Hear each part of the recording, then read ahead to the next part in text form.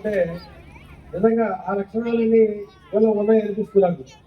మరి ఇందాక head master నివేదికలో నాకు అర్థం విషయం ఏంటంటే ఎంతసేపటికి మా వాడికి ఐఐటి వచ్చింది, డాక్టర్ వచ్చింది చెప్పాడు, కానీ మా వాళ్ళకి జన విజ్ఞాన నివేదిక ద్వారా మేము చాలాసార్లు చుట్టుముట్టు టెస్టులు పెడితే మా లిటిల్ స్టార్ స్కూల్ చాలా ట్రైనింగ్ వచ్చిందని చెప్పలేదు మర్చిపోయాం. అది చాలా ముఖ్యం. డాక్టర్లు అయ్యారు, ఇంజనీర్లు అయ్యారు, రాజకీయ నాయకులు అయ్యారు.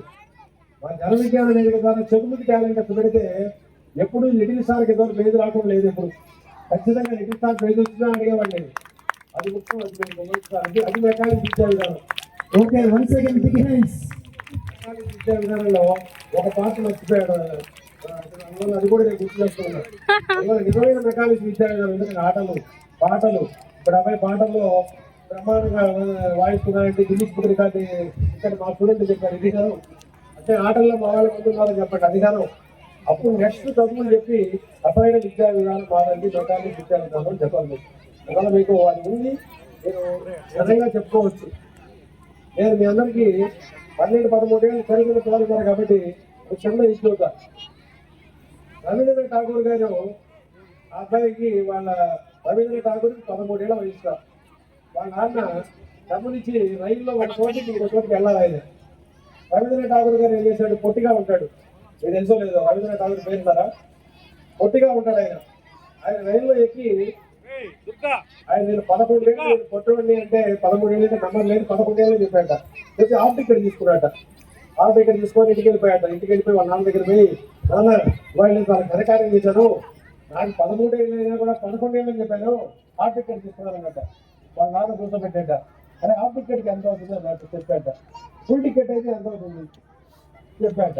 మరి ఫైన్ ఎంత కట్టాలి ఇంత ఆ మొత్తం క్యాలిక్యులేట్ చేసి వాళ్ళ నాన్న, నువ్వు వెళ్ళి రేపు రైల్వే స్టేషన్కి వెళ్ళి ఎవరికి నేను తప్పు చేశాను, నేను హాఫ్ టికెట్ కాదు, నాకు 13 ఏళ్ళు, నేను ఫుల్ టికెట్ తీసుకోవాలి, దాని ఫైన్ కూడా ఎంత అని కట్టిరా, అప్పుడు నాకు కొడుకు చెప్తామన్నట.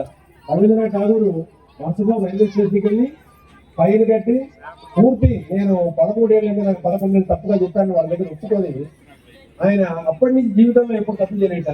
అందువల్ల తల్లిదండ్రులు కూడా కోటకున్నాడే ఖండించాలి.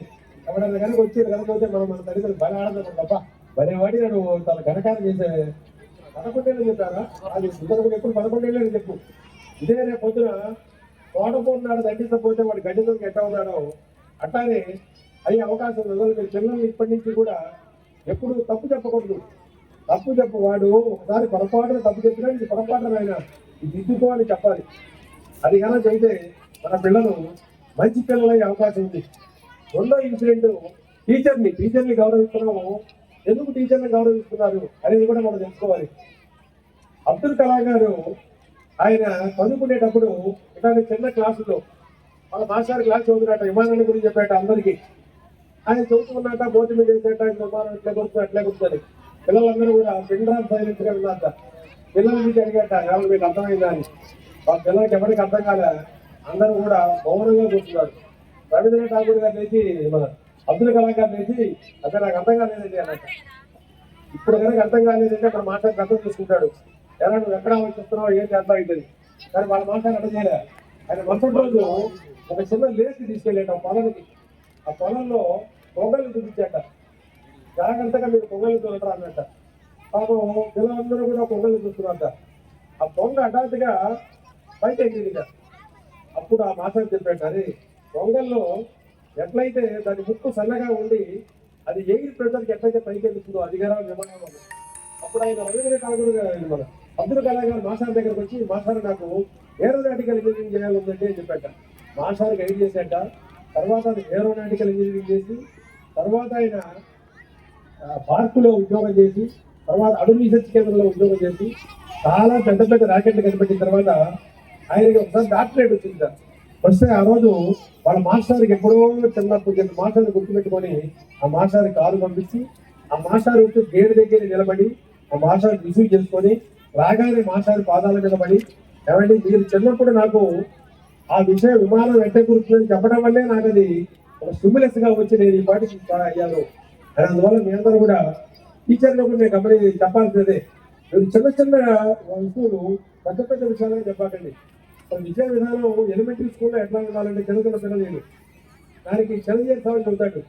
మనము ఆవు కథ చెప్పాలి అనుకో, పుస్తకాలు ఎట్లుంటుంది, ఆవు తెల్లగా ఉండరు, దానికి అక్కడాలు ఉండరు, ఆవు తోపు ఉండరు, ఆవుకు 4 కాళ్ళు ఉండరు, అయిపోతుంది పాఠం. అరే ఆవుల గురించి చదవడరా అంటే పిల్లాడు అక్కడ ఆవు తెల్లగా ఉండదు, ఆవు తగ్గడం ఉండదు, ఆవుకి 4 కాళ్ళు ఉన్నాయి, అది తోపు ఉంది, ఆవు అయిపోతుంది. కానీ ఎలిమెంటరీ స్కూల్ విద్యార్థులు అక్కడ ఉండకూడదుగా, ఆవు తెల్లగా ఉండదు అని చెప్పారు, వదిలేయాలంటే. పిల్లాడు రోడ్డు మీద పోతూ ఉంటాడు, ఏది మా మాస్టర్ ఆవు తెల్లగా ఉంటున్నాడు, ఇప్పుడు మరి పొటేలు కూడా తెల్లగా ఉంది కదా, ఇది కూడా ఆవేనా అని వాడికి అనుమానం రావాలంట. వచ్చి మాస్టర్ దగ్గరికి మనతో వస్తాట, సార్ మీరు ఆవు తెల్లగా ఉంటున్నారు, ఇది కూడా ఆవేనా అంటారు.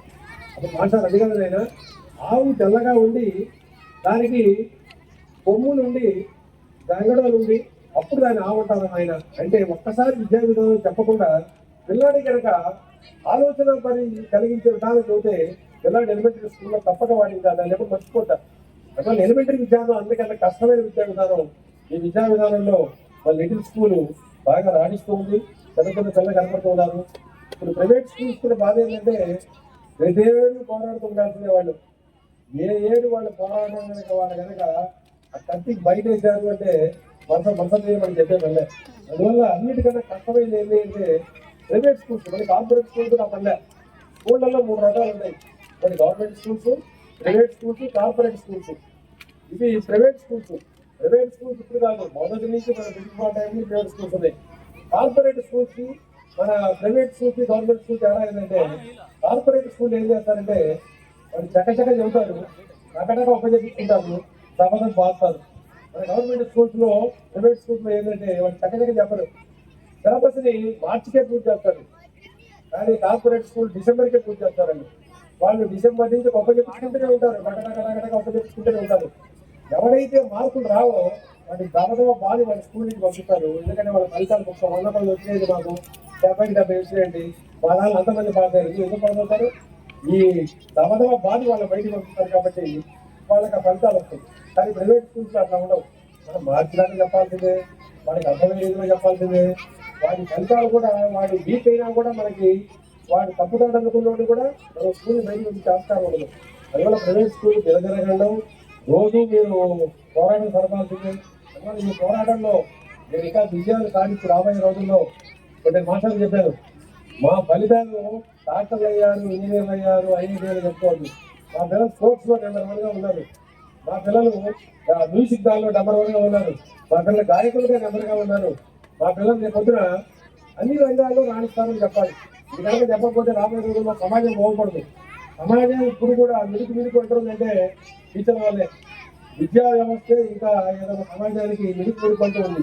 ఈ విద్యా వ్యవస్థ కూడా మిడికి పోయింది అంటే మన సమాజాన్ని ఎవరు బాగు చేయలేదు.